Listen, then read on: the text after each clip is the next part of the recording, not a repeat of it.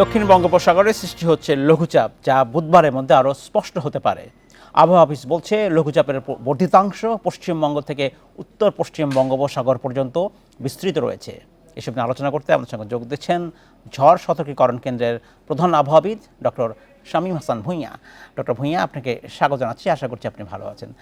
আপনার কাছে এই বিষয়টা জানতে চাচ্ছিলাম যে এখন যে পূর্বাভাস বলা হচ্ছে, তার প্রেক্ষিতে কি আজ রাতেই দেশের বিভিন্ন স্থানে কি ঝড় হওয়ার কোনো সম্ভাবনা রয়েছে কিনা?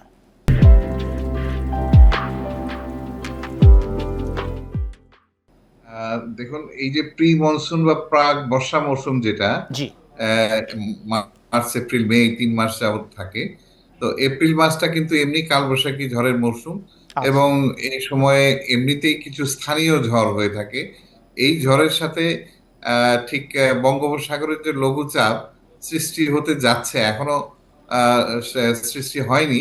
তবে আমাদের যে মডেলগুলো, সেই গাণিতিক মডেলগুলো বলছে যে একটা দক্ষিণ পশ্চিম বঙ্গোপসাগরে একটা লঘুচাপ সৃষ্টি হতে যাচ্ছে, যেটা হয়তো আগামীকালের ভেতরে এটা স্পষ্ট। সৃষ্টি হবে। এবং সৃষ্টি হওয়ার সমূহ সম্ভাবনা রয়েছে।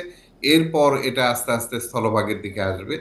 কাজেই এটার সাথে এখন যে বিচ্ছিন্নভাবে কিছু বজ্র ঝড় হচ্ছে, এটা জি। আসলে কালবৈশাখী ঝড়। জি।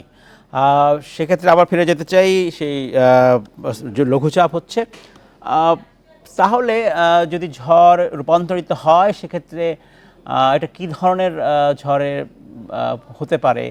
এটা কি তীব্র মাত্রা নাকি খুব স্বাভাবিক হতে পারে? এই বিষয়ে কোনো ধারণা আপনারা পাচ্ছেন কিনা? এখন পর্যন্ত গাণিতিক যে মডেলটা জি। আমাদের আমাদের যা দেখাচ্ছে, তাতে কিন্তু এই ঝড় মাঝারি ধরনের হতে পারে এবং খুব শক্তিশালী হবে না। এবং এটা কিছুটা ভারত উপকূলের কাছে জি। তৈরি হলে সেখানে ময়েশ্চার কম পাবে। তবে এটা যখন মধ্য বঙ্গোপসাগরে আসার সম্ভাবনা রয়েছে, ওই সময় কিছুটা শক্তিশালী চতুর্দিক থেকে জলীয় বাষ্প পাওয়ার কারণে কিছুটা।